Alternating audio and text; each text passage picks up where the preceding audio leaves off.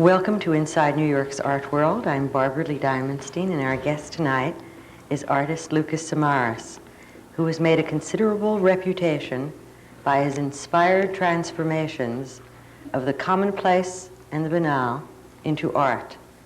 Samaras is flamboyant, theatrical, obsessive, articulate, and unfailingly original. A very warm welcome to you, Lucas. Thank you very much. You were born in a small village in Macedonia. Not village, town. What is the difference? What is the difference? What is the difference between a city person and a peasant? I know some peasants who live in the city, but nonetheless, in this small town in Macedonia called Castoria, a town that was a city, in fact, that was rich in Byzantine architecture. You came to this country after spending the war years in Macedonia, came to this country in 1948 and settled in West New York, New Jersey. That was 1948. Within 7 years, you had a scholarship to Rutgers University. I have just encapsulated your life in about 3 sentences, but that is a remarkable leap. How did you manage to do that? How did that all come about? And how influential was that Rutgers experience in terms of your own life and your own work? Well, no, I was lucky. I was lucky that I was able to come here because my father had been here during the war, so he was able to get the papers and so on. And I was lucky that I had decent teachers who took sort of interest in me. I had a very nice art teacher, for example, Fabian Zacone, who was very good, an English teacher and so on. Also, I was lucky that at that time that the government had set up certain scholarships and so on. You know. What else can I tell you? I don't know. Some people are lucky, some are not. But you didn't expect to be an artist when you went to Rutgers, did you? Well, I didn't know what I was going to do. I thought I was going to go into the army or something. I liked art throughout public school and high school and so on. And I thought maybe I would go to college, take art courses, and then become a psychologist or psychiatrist or something dignified, you know. But when I went to college, I took a course in psychology, and it was full of statistics, you know. So that killed it for me. Well, not only did you have some interesting teachers, you had some interesting classmates. And while at Rutgers, you became a part of a group that certainly influenced your life. Can you tell us something about that? Yes, well, it was a strange time. I sometimes go to lecture now at different universities, and you know, the departments have 400 art students, 600, 200, and so on. We were about 7, you know, including the art historians. So it really was a dumpy little group. We had a nice little boarding house kind of thing, and in the basement there were 2 tables, and that was the art school, you know. So it's sort of, I don't know, it makes me squirm sometimes when I go to these huge places with fantastic equipment, you know. What did you want to know? Or how was it? Who were the other students? How was it? Well, we had 2 good teachers. Well, they weren't teachers, they were just older, you know, artists, sort of. Yes, they were teachers, but Alan Capper was one, George Siegel was the other. Students, Bob Whitman, who was very instrumental in the development of happenings in the 60s. We have another artist who's making paintings now, Bob Harding. I was at Rutgers, then the female part was at Douglas.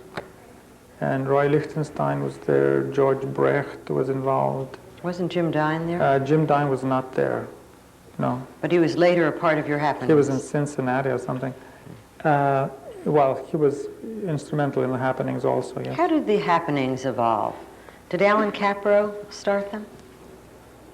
Well, Alan Capro was this brilliant student of Meyer Shapiro's. He was an artist. He was interested, I think he got studied with Cage in New School. So through his art historical researches and so on, he became aware of the avant-garde of the 20s, 10s, and so on. And he was interested in making people walk through painting, sort of, to begin with. And he did a number of, once or twice, I think, he had shows where people trekked through the gallery, and he had raffia and so on, so that as they were walking, these things would brush against them and so on. See? And the next step was, of course, to bring in people and to perform, have a performance. So he did a nice performance called 18 Happenings in 6 parts or something like that, 1959.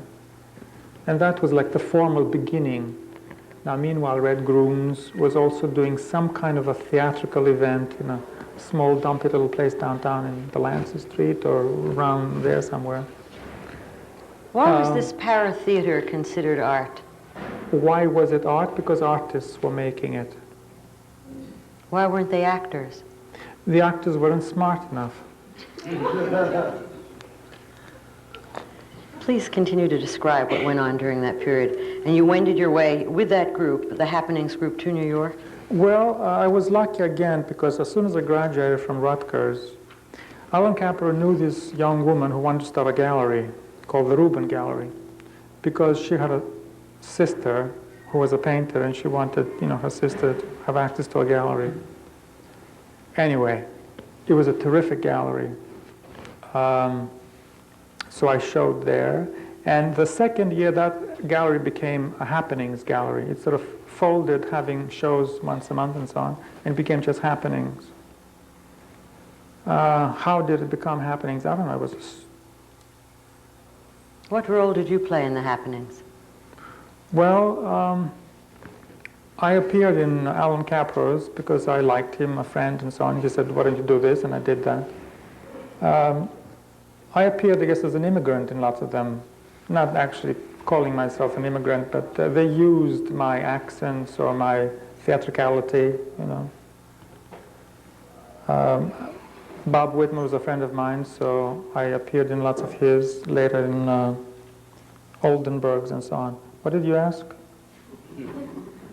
How did it evolve, and what role How did you did play it evolve? in the Happenings? Well, that's like saying, it's too difficult a question, so I'm just giving you little snippets. Let's try for another snippet. You are known for your celebrations of the self. In fact, an almost relentless self-involvement. Someone described your work once as the drama of self-encounter. So perhaps you ended up as a psychiatrist and an artist. Why does so much of your work deal with yourself? To what extent is your personality the subject of your work? Well, because I was a foreigner, I had to watch myself a little bit more than the rest of you. Now, why did I have to watch myself? I came here in 1948. The climate was much different. I don't know how it would be now for a young person, but then it was different. It was after the war. There were flags flying, daughters of the American Revolution. McCarthy was just around the corner. The Ku Klux Klan, this incredible thing that you heard about. I mean, in Europe, what do you know about the Ku Klux Klan? But here you come in and you see a picture of hooded people, lynchings and whatnot. I'm not saying that they happened then, but it was still active. So it was a fearsome place, If I didn't do the right thing, I may wind up in jail or something. I had to watch it, although I was 11 and a half. That self-involvement, was always with me somehow. So then it was just a matter of professionalizing it, see. Somehow I want to take something that other people would consider an insult, turned around, and make it into a virtue. And is that insult? Now, if somebody told you, oh, what a narcissistic little blonde woman you are, well, you take that, you turn it into a weapon, see? And but you think that the word that has negative connotations is narcissism? Well, it had negative connotations before I started. And what do you Now think it's you have much done better. to it? Well, I liberated it, I think. And how have you accomplished that? How? Well, how did I do it? With exposure, I think. Exposing, again, parts of myself, either the visual art parts or else the psychological parts, exposing them through some kind of artifice or control or a device like art, so that it was okay then. It was just not a question of just my going in the street and saying, look at me, blah, blah, ripping off the clothes and so on. It was done in a professional way. Now, naturally, when you do something that is a little different than what was done before, the other professionals, object to it. So naturally, there's squealing and hollering and so on. But if it's done professionally, eventually you get things done. But there is still an obsession with self-referential imagery. For me or for others? I think for you and perhaps for some others as well, but we're talking about you. Yes. Of the moment. Well,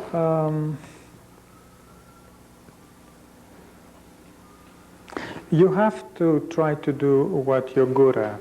Some people are very good at being teachers. Some people are very good being social sort of people.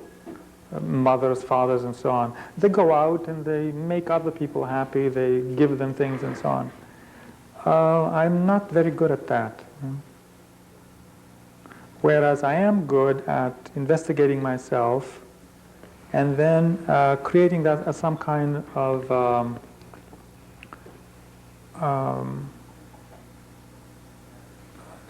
of what? Some picture, some device, something that other people can take from. What do you call that? It's a catalog, a frame of reference? Well, all that, yes. Well, the idea of vanity and exhibition. Example, yes. Vanity and exhibitionism abounds in your work. And early on, your own self-exposure and self-revelation and self-examination was thought of as sensational. What has occurred in the most recent period is that the feminist movement, the video movement, and the body art movement has not only placed your work in a pioneering stance, in a sense it has diluted its shock value. Well, it Does happens. that intrude on the nature of your work? Well, let me think. There is such a thing as a time at which you do something. And then 10 years later, it's not the same thing, it's not the same time. So some of my work, the time that has gone since I've done something, has made me sort of turn into a grandfather, I kind of like that, and then other times I kind of hate it. But when you are dealing with taboos, you have to face that once you break a taboo, then either you're going to find some others or else there will be none for a while. Well, in breaking that taboo with your relentless self-investigation, and certainly it was a pioneering stance, there is an aspect of it currently that almost is Puritan in its denial and almost conventional in its nostalgia. Did you ever consider those possibilities? Well, I consider everything, and sometimes I can turn the convention into a taboo and then work with it. Are you currently working with that same self-examination? Well, now, for example, I'm asking people, friends, acquaintances, sometimes somebody I may meet only once, and certainly I've asked you, but you refused, to come to my studio and take off their clothes, and I can take a picture of them with me. So I have a setup like this here, where I have a chair, and I have another chair. And in this chair I sit all the time, and this is where my guests sit, only they have to take their clothes off. I think you may be one of the few that have refused. What a distinction. I actually found it too conventional. I think once you do it, you will change your mind. You are going to do it next week, right? No, but this is very interesting for me because after having spent so many years, exposing myself, all parts of me, are open to the public. Yes, we know every part of you. Now that I've invited other people, it's fascinating to me to tell other people exist and so on, and they are of Because different your ages. Polaroids have always been auto, and now you are directing that same attention to the investigation of other bodies and selves. Yes. Is there any recurring theme?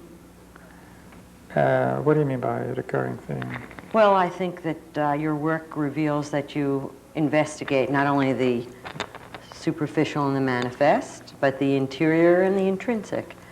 Now that you have, in a sense, exposed many bodies, you have obviously exposed many psyches as well. What is the cumulative effect of this investigation? I don't know Both yet. pictorially and psychologically. Well, I'm in the midst of it, so I'm not, very clear about what it means and so on. All I'm interested in is that I have photographed people from the age of 75 to about 9. And it's fascinating to me that, well, I think I'm interested in the result. I'm interested in the photograph. The session itself goes by and I don't know what the hell happens. It's like I'm in a state of suspension or something. Because I'm embarrassed, there's some person there nude for the first time. Sometimes it's pleasing, sometimes it's unpleasing, sometimes there's a scar here or a pimple or whatever wart.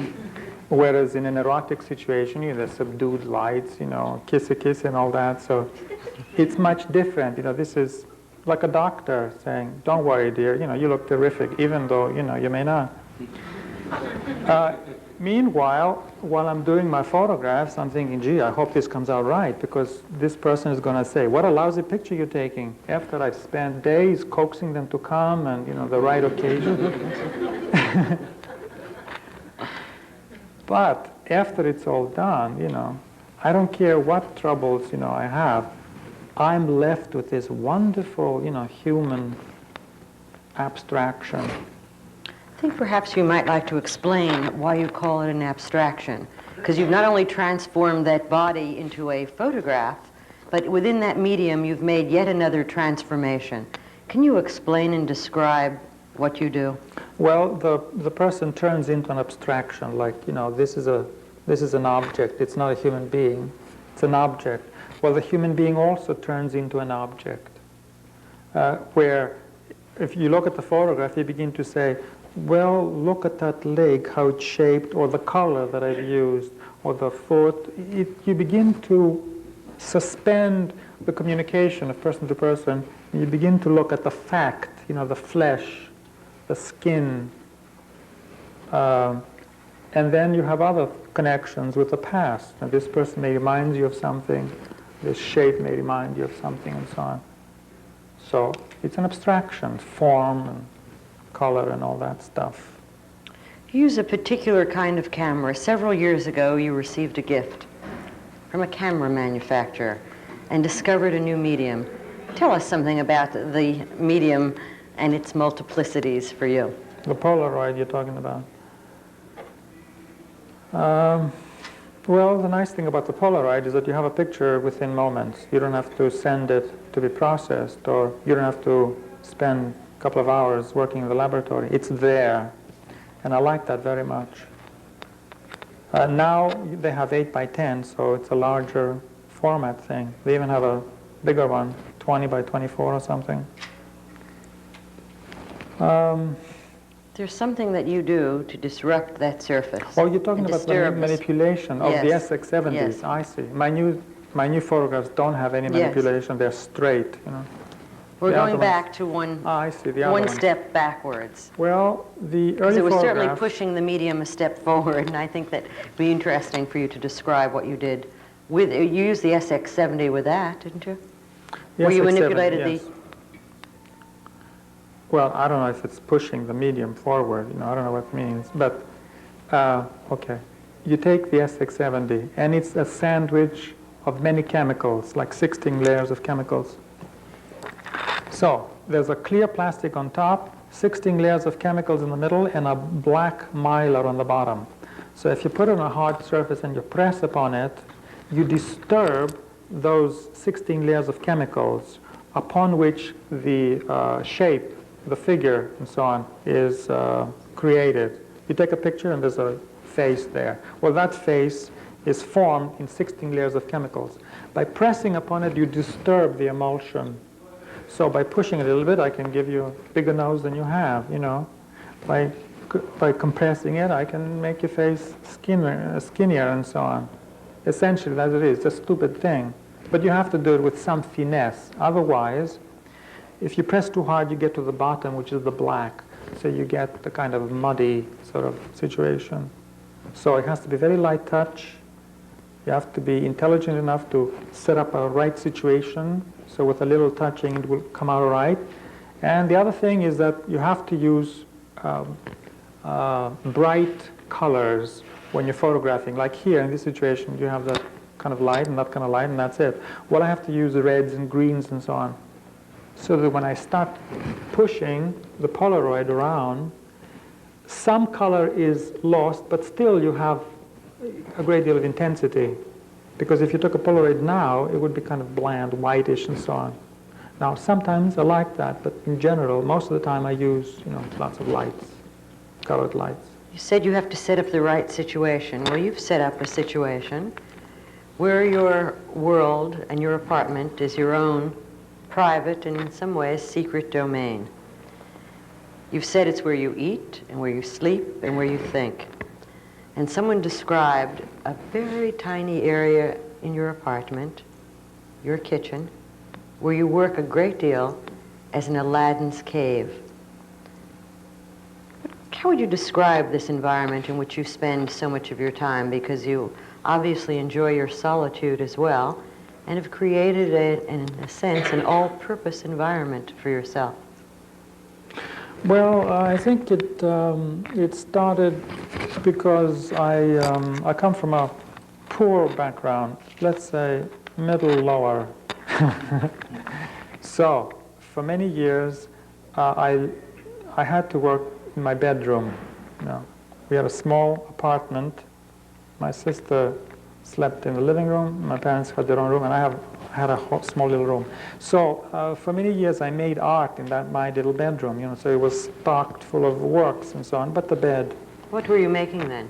I was up to around 1964. So I was making pin things and feather, plaster, whatever, pastels, lots of different kinds of things. That was in West New York, New Jersey. Now, when I moved to New York after college and so on, I lived in a dumpy little place on 77th Street, East 77th Street. Again, it didn't matter what it looked like, but it was mine, it was compact and so on. And like the first day I remember going there, I was hoping that this apartment would be lucky for me, So I sat down and drew something, and I drew some nice things that later turned into an artwork. Well, the same thing happened when I moved across the park on the west side. Again, I didn't care what it was, I just wanted to be lucky for me. I wanted to be magical, sort of, that this would be the space where I would do something that would be good, and so on. You believe in these mysterious icons? Well, how can you not? I come from, a lot of disasters and so on, and I'm still here, so you have to believe that. So the kitchen, I have a small, tiny little kitchen, but it's compact, and I have a nice degree of pressure, not too much, not too little. And when the time came to photograph myself with a Polaroid, that was ideal because it contained the stove and the table and the refrigerator and so on, basic ingredients, You've created a world on that table. Well, Well, I know some people, they have a studio, they have to take a car and go to the studio, But I sit down, and on my table I can work, and I can go like that and turn on the faucet and have a cup of, whatever. I can go, you see, everything is within, it's almost as if it's a spaceship or some kind of a submarine, So I like that, and I wanted to reveal, or to have that as the subject matter for the photography, part of the subject matter. this creature inside this space, me. There are many people, as I assume many tonight as well. I can recall you're coming here once before and someone saying at the end of the evening to you, I feel as if I've made a new friend, who are continually surprised by your generosity and your warmth. Continually surprised, particularly because of your earlier works. Art that so often dealt in danger. And I'm talking about lethal knives, bent forks, and razor blades, and pins, and all sorts of menacing devices. Why did your art, the art you produce, look like that then, and is that a theme that still absorbs you? Well, I had a dream about a week ago, and it was somebody, it was a relative of mine. And what I was doing, strangely, his face was, sort of in front of me, and I had a knife, and I was cutting off certain parts because they were too loose or something, see? I was cutting a little chin off and a little thing. And the blood wasn't coming out, it was all right. He didn't seem pained or anything. And sort of I finished this chiseling part, and then he went and he took a shower, Then I woke up and I said, wow, what a fantastic dream. God, I hadn't done this before in my dream. So, then You've the next done it question. in your art, because in fact the title of one of your shows was Reconstructions. Okay, now, so, I must have gotten up in the middle of the night, I don't know, maybe the next morning. I sat down and, okay, now, what do I do? Maybe I start writing about it, I did put it down, I think, on a little notebook. And then the question is, let me analyze it, what the hell does it mean? And I remember that I had two models the night before, and I was telling them, well, lift up your chest a little bit because I didn't want the folds. So I was, in a sense, restructuring them, without doing anything. And it worked very well, but I must have used some of that in the dream. But then I decided I don't want to analyze it. I like the idea that I had this dream, and I remember the image. Let's leave it at that. So, by getting back to your question concerning, sharp things, knives, and so on, I ruined your beautiful little, dumb little... But you created something new. No. You transformed it. No, not quite. But you will. I just unbent it, that's all. Let's get back why your art was But so I lethal. touched it. I did touch it. I didn't transform, but I touched it. Okay. Now, so that I may give you some answers about why sharp things and so on, but essentially I don't know very much about it. Now, if you ask me, you ask me again, why sharp things, why pins, why... Don't you think people have to attack other people one way or another, whether it's with words or actual physical attack or power or something? Don't you think there's a biological need for you to attack either me or somebody else? No, I don't. Don't you go around the street and say, how dare you, or whatever? Yes, you do. Look at you. Look at the way you're looking at me. Okay, same with me, see? I want to attack. But I don't want to go and physically attack people. Well, I can attack a chair or a cup or something. And then I get pleasure out of doing it, but at the same time I can create something new. And then I let it go. I let other people see it. But I have this need to confront objects or people or desires or just what the hell it is. By sometimes not confronting them. As I recall, you studied early on with Stella Adler. And your theatrical training obviously has in some way influenced your artistic fancies. I wonder if you would tell us how studied those exercises are and how important they are to your work. How studied which exercises? You mean my going to the theater school and all that? I mean currently, because there is a great theatricality to your work and to your persona. that is both engaging and interesting, phenomenal. Well, again, it has to do with being aware of what you're doing. You know, how can I put it another way? Some people who are actors and actresses, when they walk down, you know that they are actors and actresses. Other people who have power of some kind, they walk and they are like actors, although they may not know anything about, you know, what acting is. So I think what was interesting about Stella Adler is you learn there to be a star, you know, to be special. Everything you do is affected in some way. You know? Well, I didn't have to do too much because I was already affected, already a foreigner. You know? I didn't want to be like everybody else. But you never I didn't were. want to be like, you know, average Joe, you know. Hey, how are you? You know, how's the wine? You know, how's the kid? I didn't want that, you know. Why didn't I want it? That's a good question. Ask me another one. Why don't you reply to that one? You once thought of being an art historian. You studied with Meyer Shapiro after Rutgers.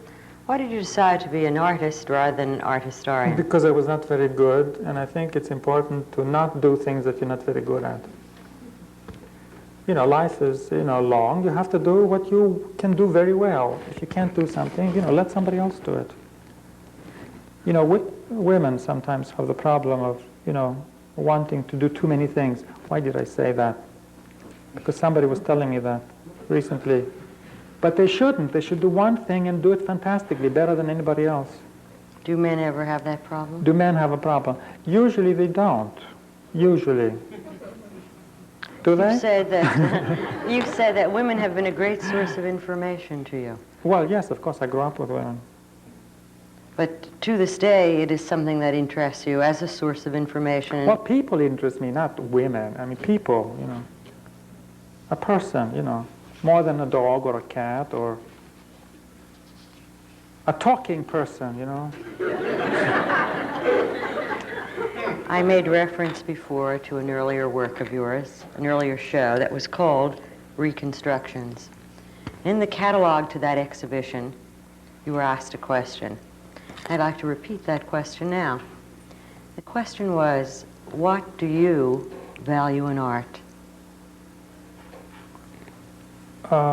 Always the question that Barbara Rose asked me. What do I value in art? Well, strangely, I value a lot of things. I value even things that are not art. I value folk things. You know, I can go down the street and see just images or whatever. It could be junk, it could be whatever.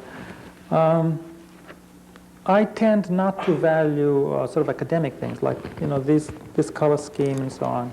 You know, fancy little places, semi-fancy places I don't seem to get much out of. But extreme situations, I get things out of. So what do I value in art? I think I like to know that the person who did it was kind in the process of making it. I don't care, I mean, if he was evil sort of in other ways, but in making art, I want to know that that person was, that making art for him or for her was this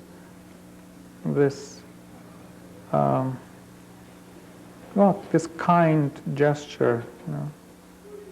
Does it make any sense? Yes, of course. I might remind you of your answer then, because perhaps you would like to extend it. The reply to the question, what do you value in art? And your reply was unpredictability. Well, that was for me. I want to be unpredictable. Do you still hold to that stance? Mm-hmm. You just made reference to the fact that some people, some women, do too many things. They should do one thing and do it well. One of the things for which you are celebrated is the diversity of your work. Well, I can that you work in so many different styles. I can do a lot of things well. That's different. Why is that different? Why is it different? It has to do with doing them well. Now, if a woman happens to do a lot of things well, fine, terrific, do it. Your work transforms actually every aspect of human life. And your work aims to demonstrate that. Almost everything that you have done in some way is a transformation or a reconstruction, if it is in any dimension. And I'm thinking of the work of last year that viewed abstract art, abstract expressionism in a whole new way.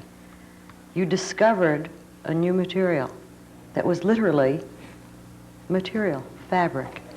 How did that work evolve, and would you describe those massive 8-foot, 9-foot canvases that had stitched fabric on them? Is it possible to describe the work without seeing it, and how you came to that, to the use of and choice of that kind of material? When I was becoming an artist, in college and so on, I saw certain areas to go into. One had to do with the figure, right?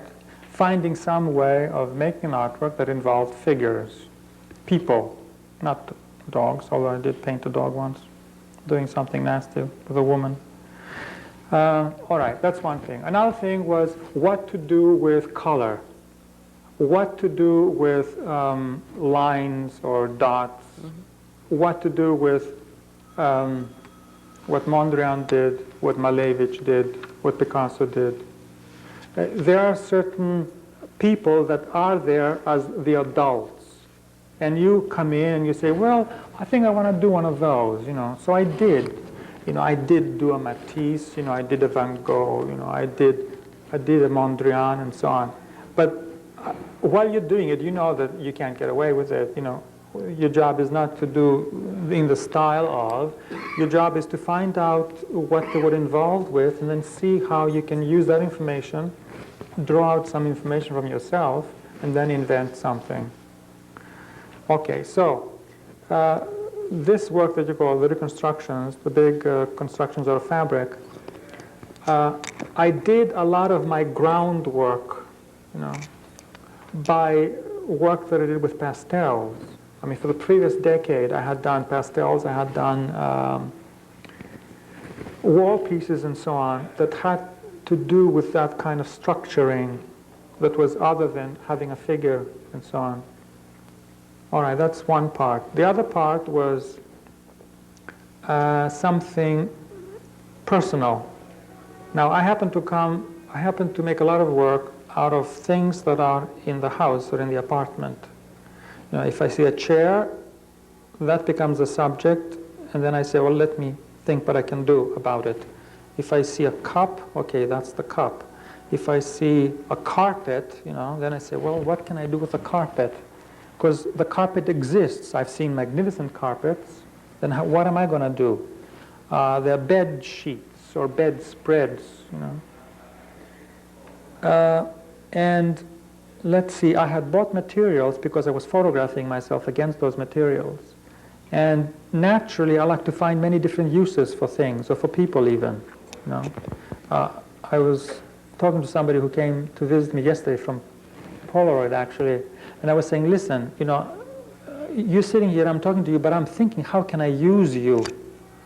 Because he is from Polaroid. I want him to give me film, because Polaroid film, large one, is very expensive. I also want to photograph him. And, if possible, I want to see, what he's thinking, what kind of mind he has. Maybe he can give me some ideas. I want to use people, and then they can use me. I don't want them to just be dead, how are you, how's the weather, how the kid is, it's got to be active. Well, the same thing with these substances around me, in the house and so on. So, I wanted to do something with fabric because I had already used it. I wanted to use it again. And I made something that I spread on the floor that was monograms of my family, members of the family, 4 people. My sister, myself, my mother, my father, just the initials. It was interesting. It had occurred like a year after my mother died. It seemed, it's touchy to bring upon personal information because often a lot of horrible art is done, with good intentions. Nevertheless, I can't avoid it because, it's part of it. So I wanted, while I was making fabrics and so on, making these initials, I sort of then realized that it was a little bit too simple, so I had to create other kind of structures that eliminated the initials. But the initials were there in my mind. I was chopping them up. I was making this goulash, out of a thing. But also I was making what seemed to me like a shroud. I was saying, gee, I didn't see my mother. She was dead and so on. I could wrap her in one of these, and it would be a nice gesture that the son makes to the mother. You know what I mean? So that gave me a kind of a humane, familial sort of instinct to continue, to pursue this, Then it was a question of clicking your mind and saying to your mind, okay, now you better come up with something good, because this, you're going to wrap your mother with it. You're not going to, show it to some fancy dumbbell or something. You know what I mean? It's a serious event. Okay. So, having that sort of in mind, plus the fact that fabric was a cheap little thing. Now, we have had fantastic creations by the quilt people, 19th century and so on. Fantastic. Whitney Museum had a nice exhibition.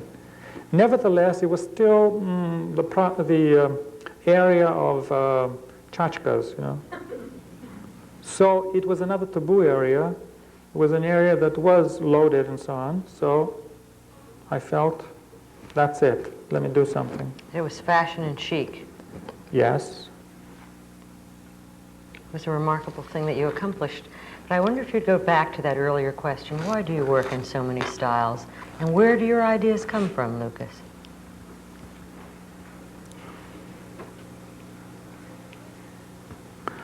Well, I work in many styles because I'm greedy. After I do something nice with one thing, then I want to stop it, and I want to do something else. It's not even a question of wanting to stop it. I can't do anymore. I'm bored, I'm repulsed. I feel like I'm making money then when I do more. You know what I mean? You know what I mean about making money? Okay. I don't want to make money, I want to make glory, but not money. What do you do when a dealer, and not necessarily your dealer, because I don't think he would do that, says, this year it's paintings, make paintings? No, a dealer, a distinguished, no, You're some quoted do as say having that. said that. Some, yeah. What do? You just change galleries. But does that happen? Yes, sometimes it does. What are you making this year? I'm making photographs. You're going to pose next week, right? I might have to. Yeah. I'll make you look good. I heard what you did to the other fellow. I'm going to sit up now myself. How important is the work of critics? Oh, very your work? important. Very important. Does it affect what Yes. you do? It means there's another person out there who says, it's interesting, blah, blah. It's a person talking to you about your work. And what about the idea of art, But you don't often or always accept those judgments. No, but it's very good. I mean, Because it's at last a dialogue. There is a response to dialogue, what yes. you've created. There's a human being there talking to you about this abstraction, this wonderful thing that we're devoting our lives to. But it's kind of interesting for you to say that, since you really have made a fetish of solitude. Well, critics are, that's a touchy thing, because critics are people, and then I kind of have difficulties with people, So it comes into that. The abstraction, the critic, that's wonderful, but the actual real person, it's a real person there, You know what I mean? No, but I have an idea. Why don't you talk about your work some more? How did it evolve? You started with happenings, you've worked in boxes, you've worked, in fact, I can recall soon after the time, in fact, of your mother's death that you mentioned, you created special sort of sugar spun looking objects that I assume have their roots in your own ancestry to commemorate, if one uses such a reference, the occasion. Using the word. The word is very important to your work, and by the judgment of several distinguished critics, including Grace Glick, who knows and understands you and your work quite well. She has said you are one of her two favorite artist writers. Do you write a great deal? Is the word important to you? Yeah, the word is important, yeah. Do you incorporate the word often into your work? Mm-hmm. Can you tell us some examples of that? Well, I write stories and so on, or sometimes I write on my work. What else can I tell you about it? Sometimes, well, I don't know. You know, when you are an art student, you go to museums, or in class, you find out what art has been. And art has been about images. It had also been about words, you know. Once, when does the word start? I don't know. But distinguished, no, what can I say? Fantastic things have been done with words as well as with images. So to me, it's fascinating. It's important. It's real.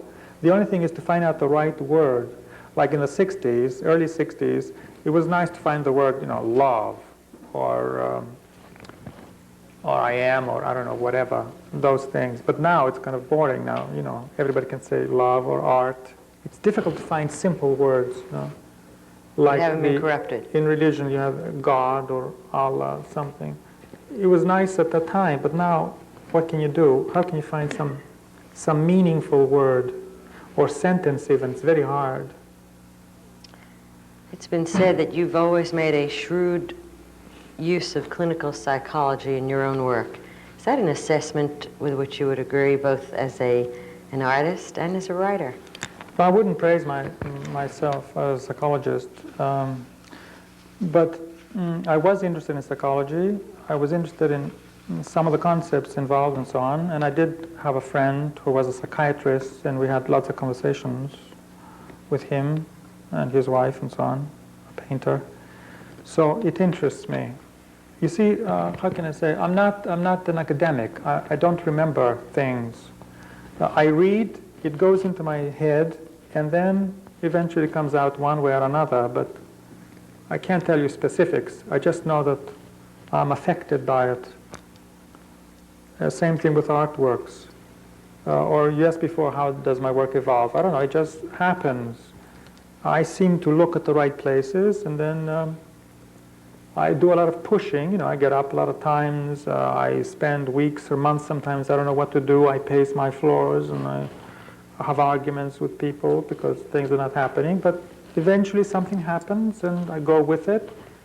In the beginning, it's crude. It gets a little better. Then I have a flowering of this event.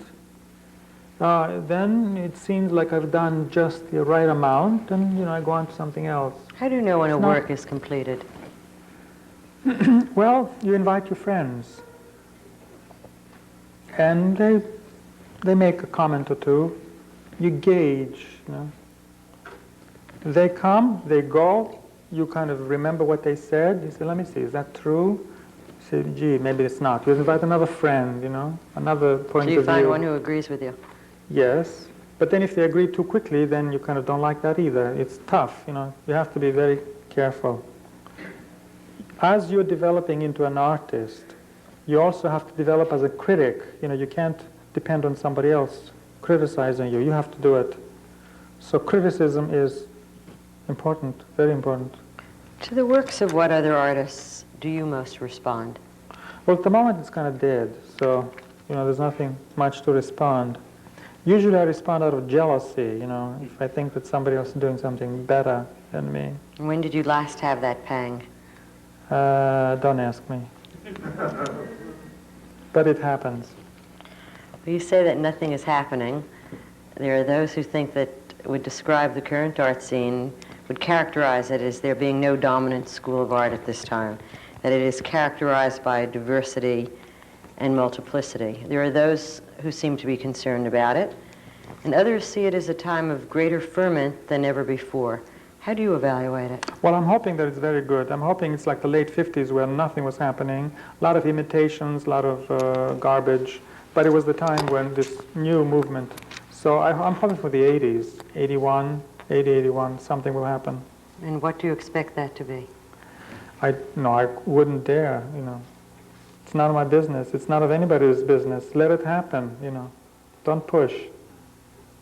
It has to come by itself, you know. It's not how you described how you created your own work, then. I don't know what I'm going to do next year. I mean, I know what I'm going to do next week. I'm going to photograph you, but I don't know what I'm going to do next year. That's ridiculous. What is your most prized possession, Lucas? You're surrounded by examples, wonderful examples of your work. Quite an array of memorabilia. It is an environment that you've created. Among those things, or not among those things, what is your most prized possession? I think the work that I'm just doing seems to be the most important for me. You know, as I'm doing a new body of work, I get this fear that my house is going to burn down, somebody's going to come and rob it, you know, water's going to come on the top, it's going to be destroyed. And then once I show it, then it sort of relaxes my tension. So that's always the case, no matter what you're working on. That's always right. Even if I do a piece of garbage, you know, that I later find out is a piece of garbage. Do you plan to show that work? Yes, of course. No, but anytime soon. Yes, in the fall. The fall of 1979 at the Pace Gallery? Well, yes, I think so. Yeah.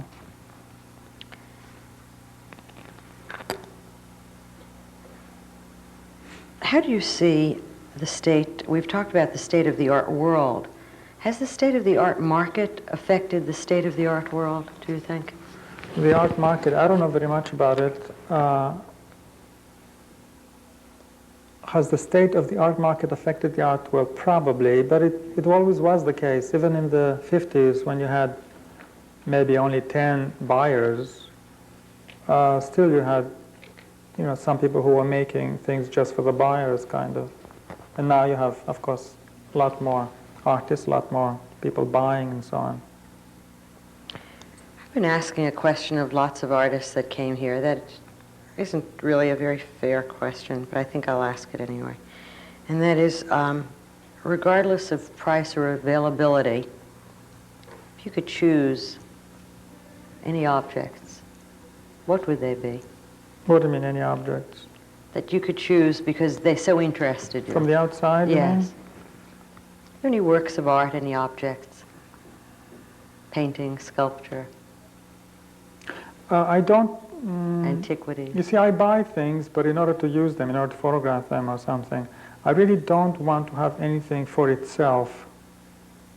I don't want the responsibility of preserving it and all that, you know. I doubt that I would get anything.